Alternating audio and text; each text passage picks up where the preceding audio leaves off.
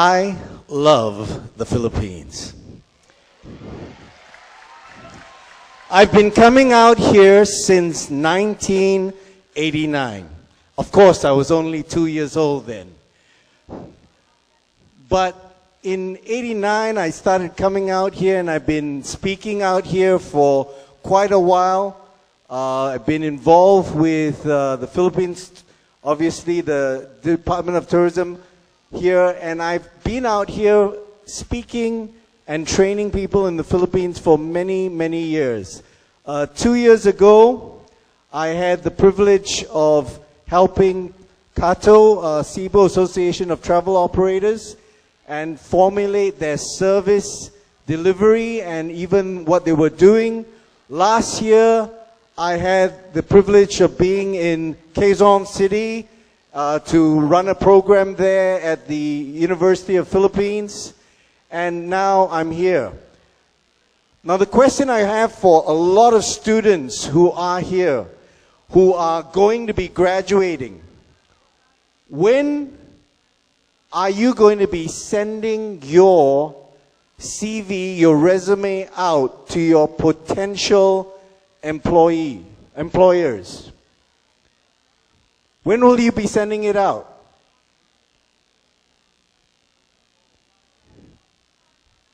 I just need to hear an answer. 1 month, 2 months' time, 5 months' time? When will you be sending it out? Let me share with you something. I sent my resume out because I knew where I wanted to work in the tourism industry in my first semester at the University of Hawaii. When I started working there, I sent out my resume to Westin Hotels in Seattle, Washington. And they thought I was crazy. They started receiving my resume and a letter introducing myself, telling them that I wanted to work for them. And that was on my first semester, which meant I had 4 years before I was going to graduate. Every semester, I would send them any papers that I got an A in. The papers I didn't get an A, I didn't send that to them. Only the papers I got A's, I sent them copies of it. By the time I was ready to graduate, they had a file this thick of me. And before they wanted to interview anybody else in the United States for a hotel project that they were opening in Singapore, I was the first name on their list. So I want to encourage you students to not delay and send out your resumes. Think about who you're going to work for and start visualizing and connecting with your future employers.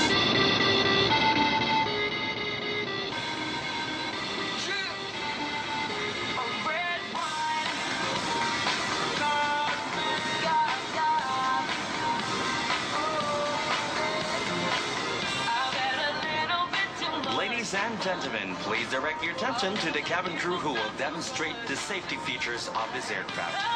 Each seat is provided with a seatbelt. To fasten, push ends together.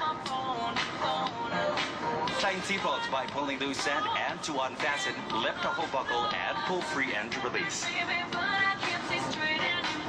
In the unlikely event of a water landing, use your individual life vests found under your seats. Remove sharp objects from your body. To don, slip the vest over the end. Take the tapes around the waist and push ends to buckle. Pull tape to tighten. When outside the aircraft, jerk inflation tags to inflate the vest. Manual inflation tubes are found on both sides. Blow to increase air, push pins inward to release air. Lights will automatically illuminate once the battery tab is immersed in water. Do not inflate the vest inside the aircraft. Please be reminded that unauthorized removal of life vests from this aircraft is a criminal offense.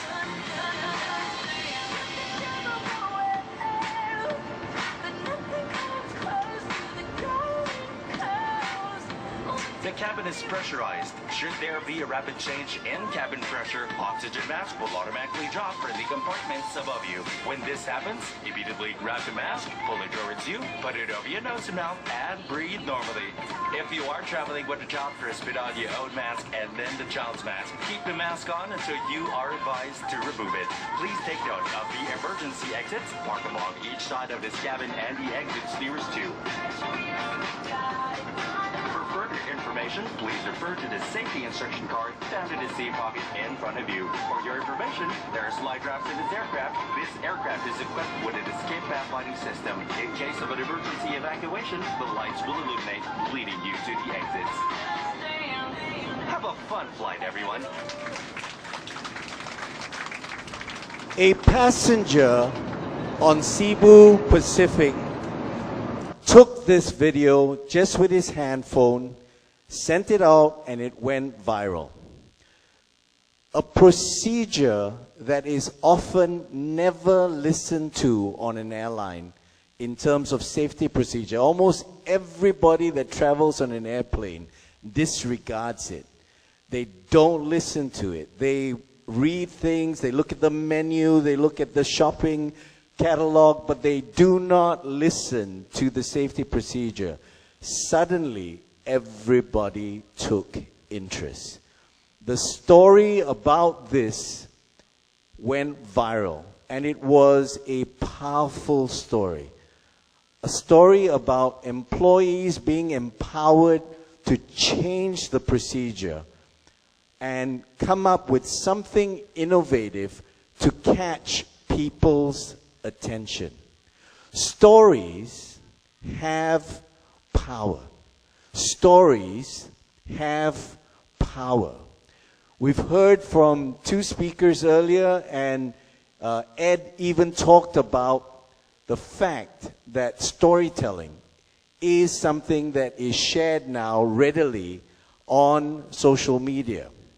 Now, I'd like you all to think about this for a second, and I want you to understand that I'm going to be asking you 3 different questions. And for the first person that can answer this correctly, you will win a book of mine. Okay? So the question is, what is the similarity between a drug addict and a tourist? Anybody that can answer that wins a book. They're both high. No, not quite.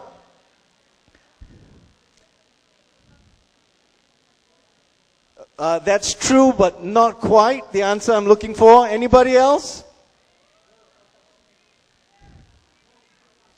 Both are passionate. I hope that is true. Sometimes they're not. But no, that's not the answer. Anybody else? Yes. I can't hear you. Shout it.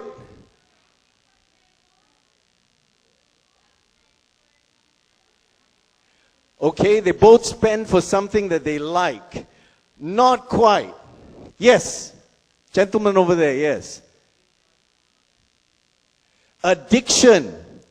No, yes, they're addicted, but that's not the answer. Yes. They're both obsessed. I hope so, but no. They always come back for more. Sometimes they don't. They both, you're close. You're very close. Yes. You're almost there. You can get the cover.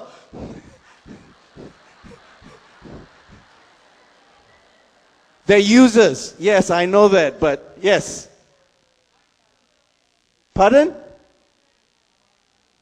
Yes. Absolutely right. They're both escaping from reality. All right? They're both escaping from reality. All you need to do, my associate will give you a book later, all right? They're both escaping from reality. I mean, think about it. A tourist goes to a hotel, all right? The bed is made for them. It is spotless. Everybody treats them nicely. When they go down for breakfast, they have a choice. Can you do that in your own home and have a choice of 56 selections? No. It's an escape from reality. And it's a reality that they don't want anymore. What they want is to experience a story, an experience that they've not been experiencing at home. All right? Not been experiencing at home. Gently she turned and gazed at me with wanton eyes.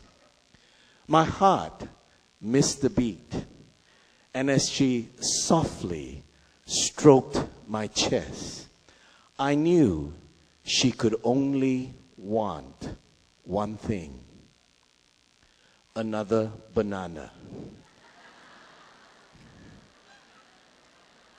This was the advertisement that was put out in a magazine, all right? And it is basically a storyline advertisement. An advertisement is a story, and this was what was done in order to get professionals to sign up to come to Singapore and experience what Singapore had to offer in the tourism world. All right? What is an advertisement, a song, or a movie? A story. All right? So she wins book. Now, it's very easy. You guys need to answer and put up your hands quickly. An advertisement, a song, or a movie is a story. Welcome to a place. A place of infinite possibilities.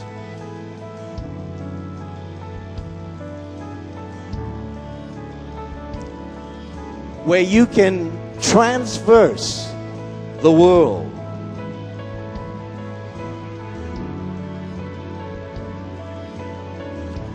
In just a few steps.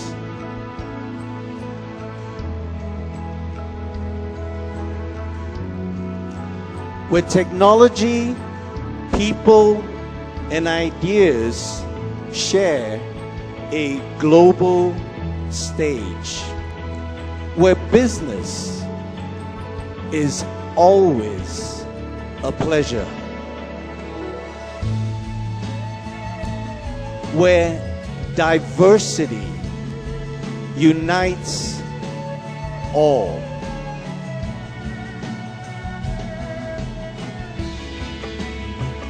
Where it's cool to be hot.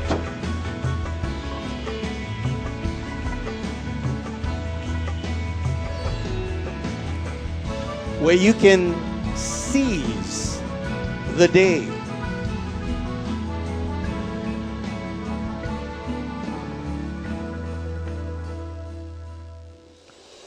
Or simply just let go.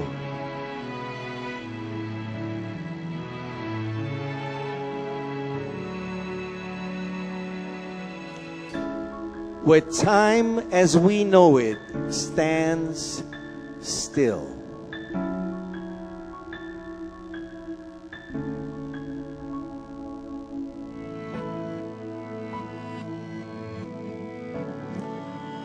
Where time moves with tomorrow.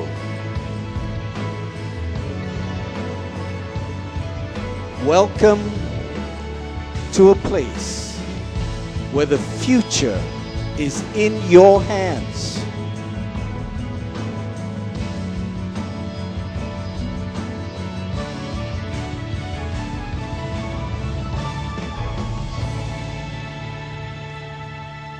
Singapore, where great things happen, and where I'm from.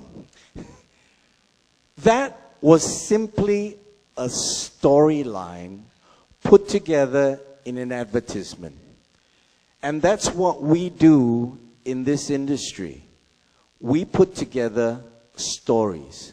Stories that make people want to experience what they've just seen, what they've just heard. Stories that are powerful. Now, I don't know how many of you are familiar with Singapore, but I'm going to share a little insight about Singapore. Singapore was actually made famous by, anybody? By? No. No, forget about Lee Kuan Yew, forget about Raffles. The world got to know Singapore because of Singapore Airlines. And not Singapore Airlines, but because of the Singapore girl. The air stewardess. They created a story about this mysterious woman that works for Singapore Airlines. Now, I don't know whether you know this, but Beatty's, Ian Beatty was the head of Beatty's Advertisement, and they were the advertising agency that was hired by Singapore Tourism Board. Together with a French designer by the name of Pierre Beaumont.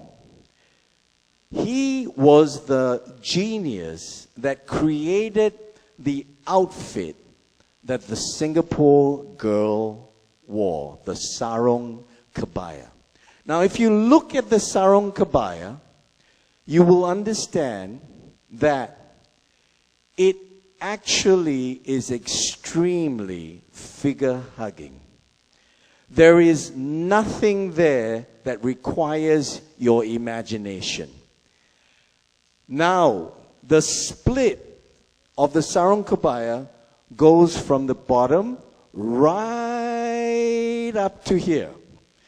And when the Singapore Airlines stewardess, the Singapore girl, walks on the plane, it is poetry in motion.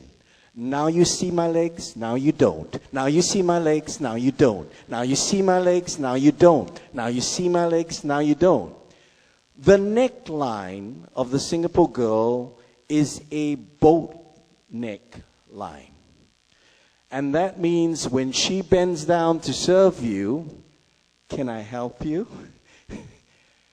It's a tease. But that tease worked so well. The whole advertising campaign of Singapore Airlines was based on one storyline, the Singapore girl.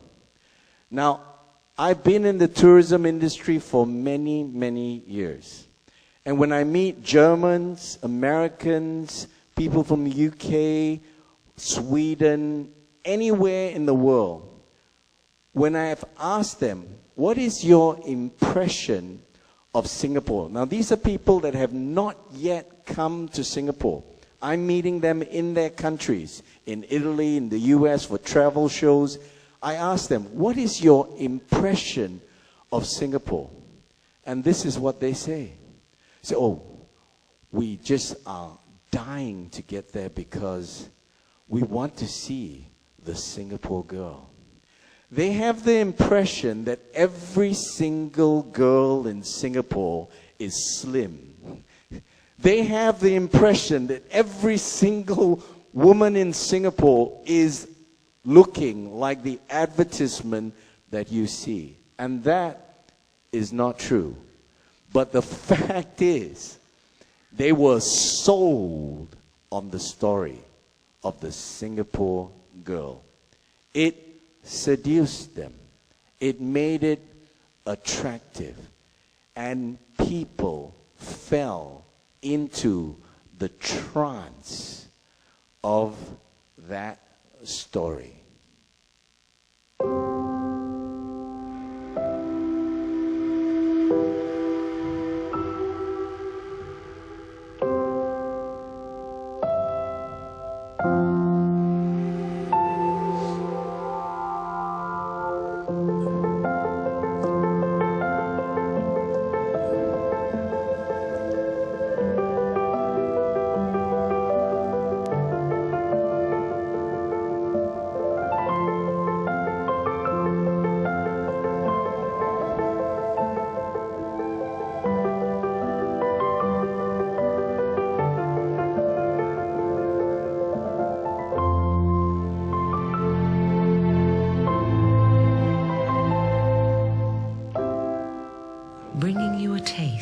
familiar. It's just one of the lengths we go to make you feel at home. The Singapore Girl is what they weaved as a story to sell the destination of Singapore. And they did it effectively. Very, very effectively. It was a story about a girl that would care for you. Now, if you look at the images on that video, you really think she took the trouble to go to the tea places and learn exactly how to serve and pick the right tea? She did nothing of the sort, but it made you feel like that's what she would do. The most beautiful things in the world cannot be seen or even touched. They must be felt. Helen Keller said that. And one of the things that the stories that you and I tell must be able to be felt. It must be able to be felt. The kind of stories that we tell must be experienced by the people we're telling them to, so that they understand what is awaiting them, so that they can get a taste, a feel, an insight to what is beckoning them to go to that destination, to go visit that country, to experience the services, products, and most of all, the people of that destination.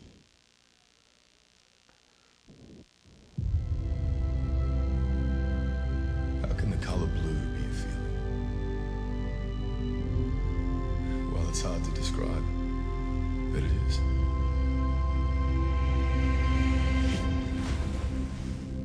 You see, it's different down here.